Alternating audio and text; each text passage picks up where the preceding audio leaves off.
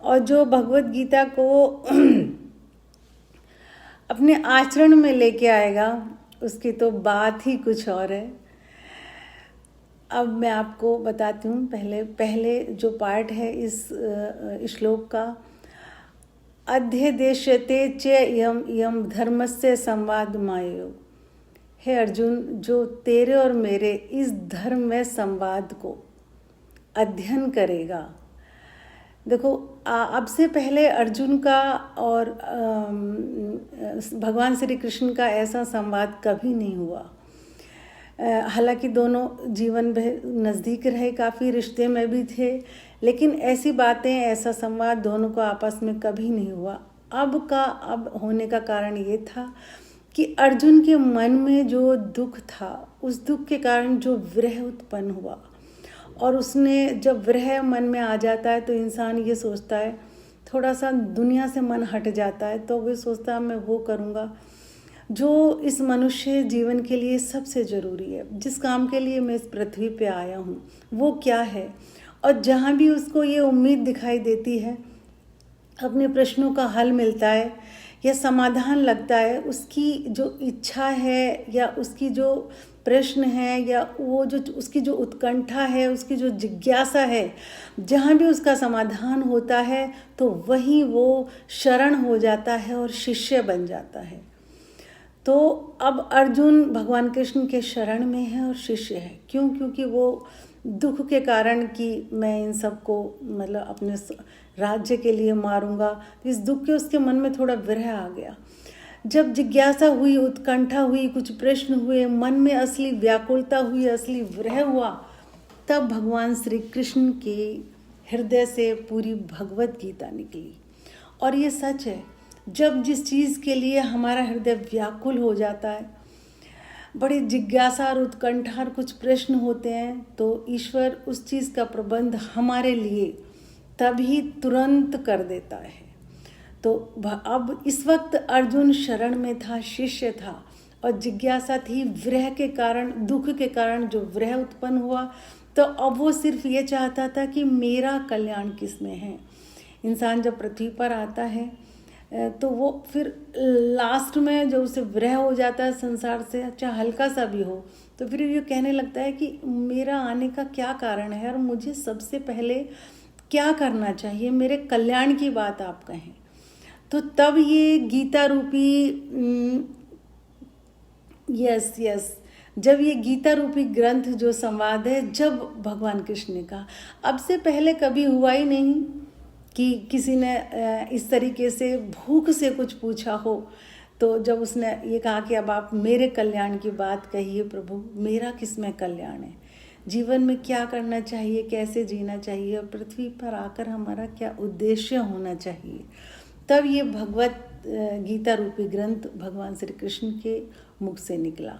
तो उन्होंने यही कहा कि तेरे मेरे इस संवाद रूपी ग्रंथ का जो अध्ययन भी कर लेगा, ज्ञान यज्ञेन तेनाहमिष्टे स्यामिति इमेमेति, वो ज्ञान यज्ञ से पूजित मुझे करेगा। अब मैं आपको थोड़ा डिटेल में बता देती हूँ कि यज्ञ 2 प्रकार के होते हैं, एक द्रव्य यज्ञ और एक ज्ञान यज्ञ। द्रव्य यज्ञ मतलब जो हम ये अग्नि, सामग्री, मंत्रों के द्वारा करते हैं, इस टाइप के यज्ञों में हमारे वेदों में बहुत जिक्र है।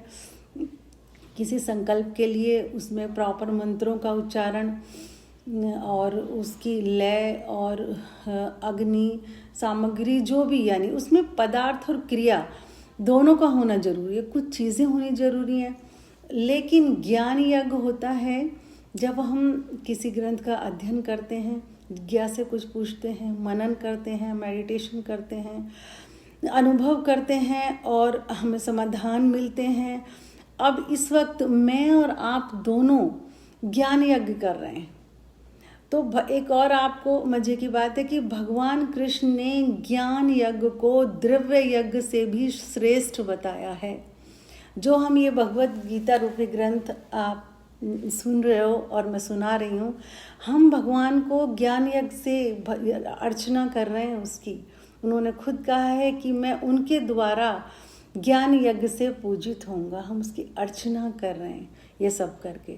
तो इस यज्ञ को उन्होंने श्रेष्ठ बताया है। आप भक्ति के हृदय से किसी संत की बातें सुने या कोई संत की पुस्तक पढ़ें तो वो भी हम ज्ञान यज्ञ कर रहे होते हैं। इस यज्ञ को उन्होंने द्रव्य यज्ञ से भी श्रेष्ठ बताया है, क्योंकि उसमें इंसान को बहुत सारी गलतियां हो सकती हैं। मंत्रों का उच्चारण और प्रॉपर समय और अग्नि दिशा, मतलब बहुत सारी चीज़ें हैं। बहुत सारी कहानियाँ आपने भी सुनी होगी कि जब यज्ञ ठीक तरीके से यज्ञ नहीं होता तो फिर उसका कई बार उल्टा असर भी हो जाता है। लेकिन ज्ञान यज्ञ बहुत ईजी है, ये स्वयं भगवान कृष्ण ने कहा है। जब हम अकेले में कभी मेडिटेशन करते हैं, प्रेयर करते हैं, कोई बुक पढ़ते हैं भगवद गीता को, तो हम ज्ञान यज्ञ से ही पूजे। उस वक्त भी आप पूजा कर रहे होते हो ईश्वर की, जिस वक्त आप ये सब कार्य जो मैंने बताया है भक्ति की दृष्टि से, जिज्ञासा की दृष्टि से, उत्कंठा की दृष्टि से ये सब कार्य जब करते हो। तो अब हम ये जो कर रहे हैं, आप भी और मैं भी, हम ये ज्ञान यज्ञ कर रहे हैं। ज्ञान यज्ञेन तेना मिष्टस्यामिति, ऐसा मेरा मत है कि वो ज्ञान यज्ञ से मुझे, ज्ञान यज्ञ के द्वारा मेरी पूजा कर रहे हैं। देखिए भगवत गीता में ज्ञान यज्ञ, वो ज्ञान योग, भक्ति योग, ध्यान योग और प्राणायाम, इन सब चीज़ों को इतने सरल भाषा में बताया गया है कि जिस तरह जैसे जैसे आप भगवत गीता सुनोगे आपकी उत्कंठा और बढ़ेगी। धन्यवाद चौधरी जी, महेश अग्रवाल जी, बहुत बहुत शुक्रिया आप सबका लाइव प्रोग्राम में आने के लिए। और मेरे ख्याल से हम सभी एक संकल्प कर लें कि कम से कम हफ्ते में एक बार हम ये ज्ञान यज्ञ जरूर करेंगे। ज्ञान यज्ञ क्या है मैंने आपको समझा दिया है, द्रव्य यज्ञ क्या है ये भी यस। बहुत बहुत शुक्रिया संगीता चौधरी जी आप सबका हमारे लाइव प्रोग्राम से जुड़ने के लिए। और ये सब हम जो ज्ञान यज्ञ कर रहे हैं एवरी मंडे को होता है हमारे, आप सभी इस यज्ञ से जुड़ें। भगवान कृष्ण ने स्वयं कहा है कि द्रव्य यज्ञ से जो हम और यज्ञ करते हैं, यज्ञ सामग्री हवा, उन सबसे बेहतर ज्ञान यज्ञ है। तो ज्ञान यज्ञ से आप हर मंडे को सभी जुड़ें, ये ज्ञान यज्ञ है। और ये तो स्वयं भगवान कृष्ण ने कहा है कि जो भी, अब इसके अध्ययन का भी उन्होंने इतना बड़ा वो बताया है कि जो खाली भगवत गीता का अध्ययन भी कर लेगा भले ही वो मन से ना करे, ये साफ साफ लिखा हुआ है। लेकिन जो वो पढ़ भी लेगा ऊपर ऊपर से, लेकिन जो मीठी मीठी यादें होंगी, ऐसी ऐसी युक्तियाँ भगवत गीता में लिखी हुई हैं भक्ति योग, कर्म योग, ज्ञान योग, ध्यान योग से रिलेटेड, कि आपका मन बार बार भगवत गीता पढ़ने को करेगा ही करेगा। आप, इसलिए उन्होंने कहा है कि भले ही आप मन से नहीं पढ़ो, लेकिन वो यादें वो आपको बार बार याद आएंगी, कि बार बार आपका मन होगा कि अच्छा ऐसा है, अगर हम ऐसा बिहेव करें, ऐसे सोचने के तरीके को इस ढंग से बदल दें तो क्या इतना बड़ा फ़ायदा होने वाला है। तो इसलिए भगवत गीता के अध्ययन करने वाले का भी भगवान कृष्ण ने इतना बड़ा महत्व बताया है। और एक सबसे बड़ी बात ये कि जहाँ भी भगवत गीता का पाठ होता है भगवान श्री कृष्ण वहाँ स्वयं होते हैं। भगवान श्री कृष्ण ही नहीं, तमाम योगी, सारे गोप और गोपिकाएं, उद्धव और सारे योगी वहाँ पर उपस्थित होते हैं, क्योंकि गीता ग्रंथ भगवान कृष्ण की वाणी है और एक व्यवहार में परमार्थ की कला है।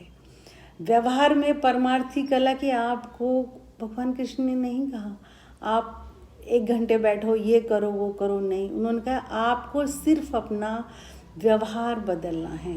व्यवहार ही, अर्जुन के पास तो इतना कम टाइम था और सामने सेना खड़ी थी और बिल्कुल युद्ध में कितना कम टाइम होता है, फिर भी उन्होंने क्या कला बता दी अर्जुन को जीवन जीने की, कोई त्याग, तपस्या, साधना करने का अर्जुन के पास कोई समय ही नहीं था।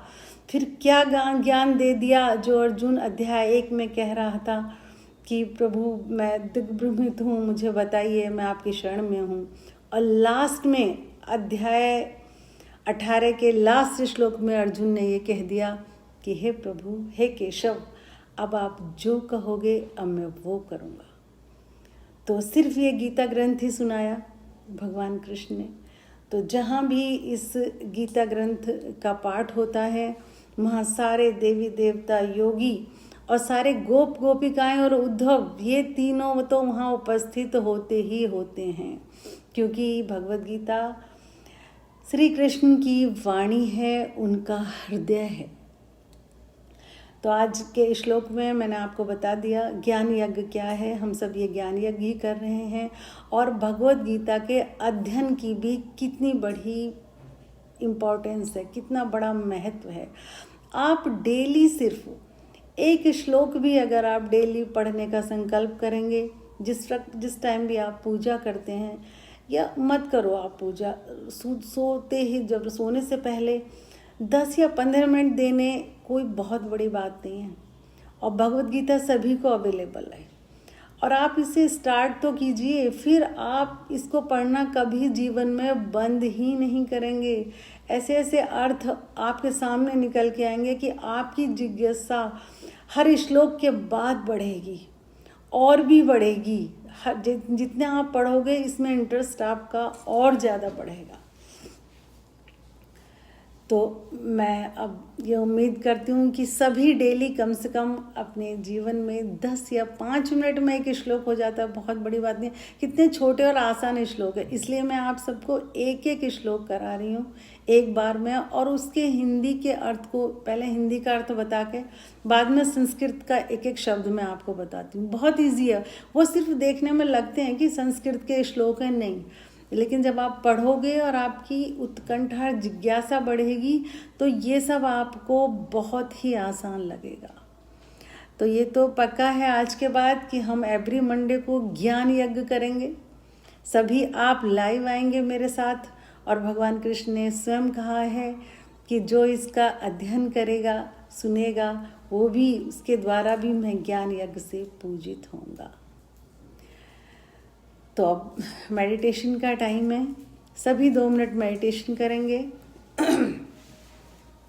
थोड़ा सीधे कमर की हड्डी, रीढ़ की हड्डी थोड़ी सी सीधे करके ज्ञान मुद्रा लगा के, ये वाली, बस सिर्फ पूरा ध्यान अपनी सांसों पर देना है।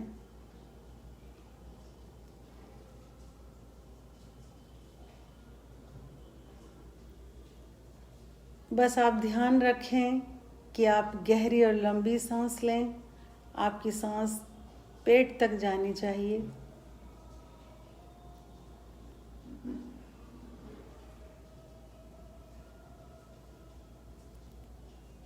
इस तरीके से सांसें लो जैसे आप सांसों को महसूस कर रहे हों।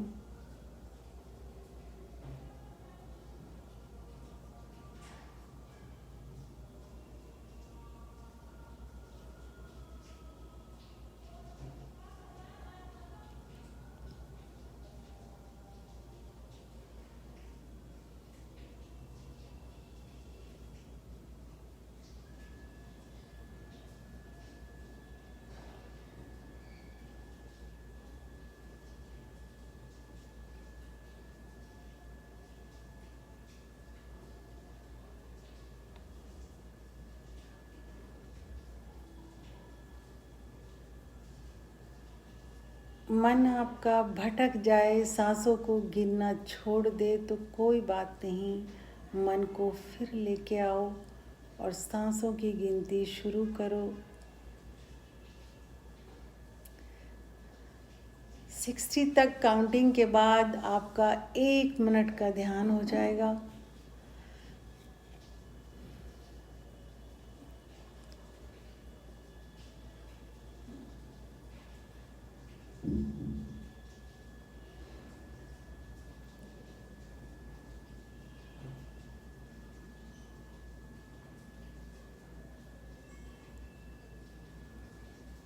बस ध्यान रखना है, सांसों को गहरा और लंबा लेना है।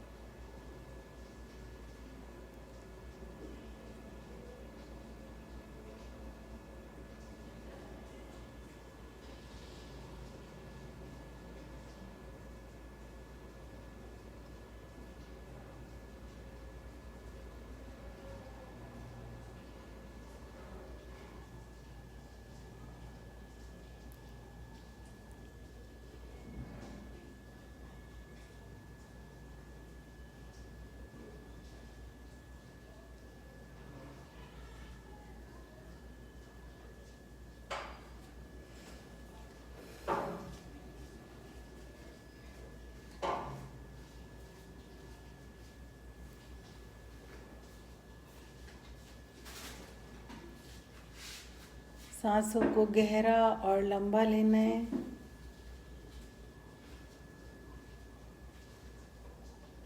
ध्यान पूरा काउंटिंग पर रखना है।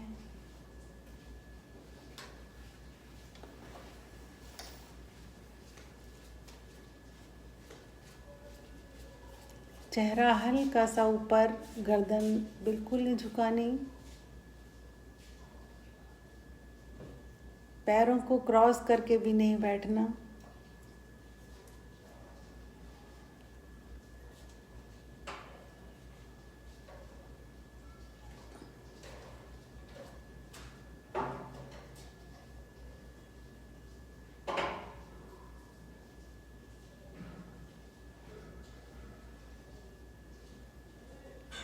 पूरा ध्यान अपनी सांसों पर।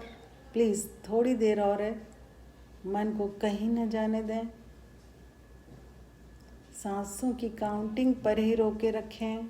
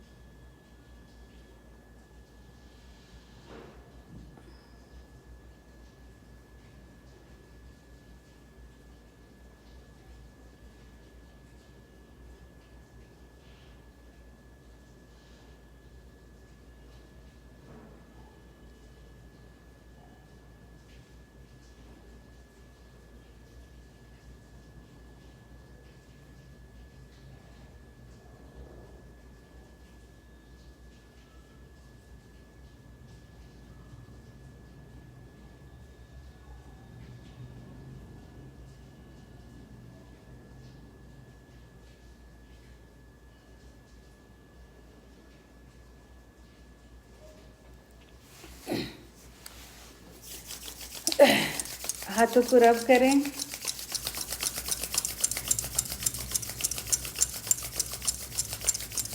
अपने फेस पर रखें।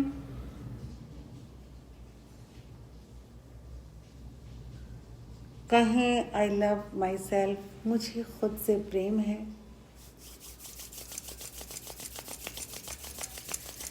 मैं अपने हर गुण को पसंद करती हूँ या करता हूँ।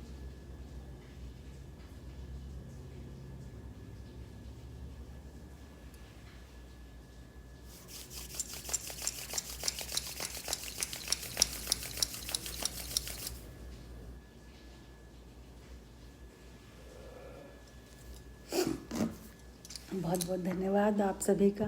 देखिए, हर गुण, कोई ना कोई गुण ईश्वर ने हर इंसान को दिया है, ठीक है। बहुत बार ऐसा होता है कि हमें अपने गुणों की तारीफ़ नहीं मिलती, बहुत बार ऐसा होता है। लेकिन आप तारीफ़ के मोह में नहीं फंसिए कि मुझे अपने गुणों की तारीफ़ मिलेगी ही। जो इंसान मोह में फंस जाता है, चाहे वो किसी के भी हो, तारीफ़ का हो, किसी का भी हो, वो मोहताज रहेगा ही रहेगा। आपको पता है मेरे अंदर क्या गुण हैं, अपने उन गुणों को याद कीजिए, उनको विकसित कीजिए और उनका फ़ायदा उठाइए। ऐसा नहीं है, बहुत बार हमें जीवन में बहुत नेगेटिव लोग मिल जाते हैं, वो हमें इतना ज़्यादा नेगेटिव बोल देते हैं तो कि हमें याद ही रहता हमारे अंदर कुछ गुण है। लेकिन नहीं, आप 2 मिनट का मेडिटेशन ज़रूर करें, भगवद गीता से ज़रूर जुड़ें। आपको धीरे धीरे अपने सारे गुण बिल्कुल साफ दिखाई देने लगेंगे। तो जितने भी लोग आज जुड़े हैं, एडवोकेट सतवीर जी, गौरव जी, जितेंद्र जी, सबका बहुत बहुत शुक्रिया। हमारे साथ जितने भी लोग जुड़े हुए हैं, जिन लोगों ने ये हमारा प्रोग्राम अटेंड किया है, सबका बहुत बहुत धन्यवाद।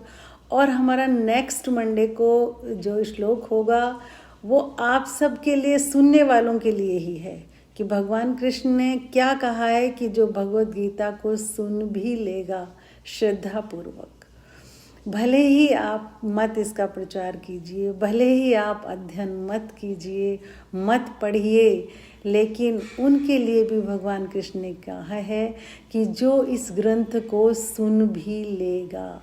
तो इसी बारे में हम अपने नेक्स्ट श्लोक में चर्चा करेंगे कि सुनने वालों के बारे में भगवान कृष्ण ने क्या कहा है, जो श्रद्धापूर्वक इस गीता ग्रंथ को सुन भी लेगा। तो आप सबका बहुत बहुत धन्यवाद, बहुत बहुत शुक्रिया हमारे साथ जुड़ने के लिए। और हाँ, एक बात मैं और बता दूं, मैं अपनी फेसबुक पर, अपने यूट्यूब की जो वीडियोस हैं वो मैं डालूँगी, अभी कल डालूँगी। तो प्लीज़ आप मेरे यूट्यूब चैनल को सब्सक्राइब करें और मेरे फेसबुक के पेज को फॉलो करें। वो मैं इसलिए कह रही हूँ कि अभी नेक्स्ट मंथ मैं यूट्यूब पर ऑनलाइन आऊँगी और 7 डेज़ के लिए डेली सेशन होगा हमारा 1 घंटे का। और ये सेशन उन लोगों के लिए बिल्कुल फ्री होगा जो हमारे स्टूडेंट होंगे, हमारे फॉलोवर होंगे या हमारे सब्सक्राइबर होंगे। उनके लिए ये हमारा ऑनलाइन का जो 5 डेज़ का जो हमारा सेशन होगा वो बिल्कुल फ्री होगा। तो इसलिए प्लीज़ आप हमारे चैनल को सब्सक्राइब करें। सतेंद्र जी, सुशील जी, बहुत बहुत शुक्रिया आपका जुड़ने के लिए। तो हमारे चैनल को सब्सक्राइब करें और हमारे पेज को फॉलो करें, और कम से कम एवरी मंडे तो आप सभी जुड़ें हमसे। सिर्फ हमारा 15-20 मिनट का प्रोग्राम होता है, 2 मिनट का मेडिटेशन होता है। ये कोई बहुत बड़ी बात नहीं है। मैं जानती हूँ आज का लोग सोशल मीडिया पर घंटों लगाते हैं, लेकिन के.डी. शर्मा जी, हमारे प्रोग्राम से जुड़ने के लिए बहुत बहुत शुक्रिया आपका। ये 15-20 मिनट आपके लिए कोई मुश्किल नहीं होंगे। एक बार मैं टाइम सबको एक बार फिर बता देती हूँ, एवरी मंडे 7 बजे। तो मिलते हैं नेक्स्ट मंडे 7 बजे। आप सबका बहुत बहुत हृदय से धन्यवाद। जो आपने भगवद गीता को सुना उसके लिए एक बार फिर बहुत बहुत शुक्रिया।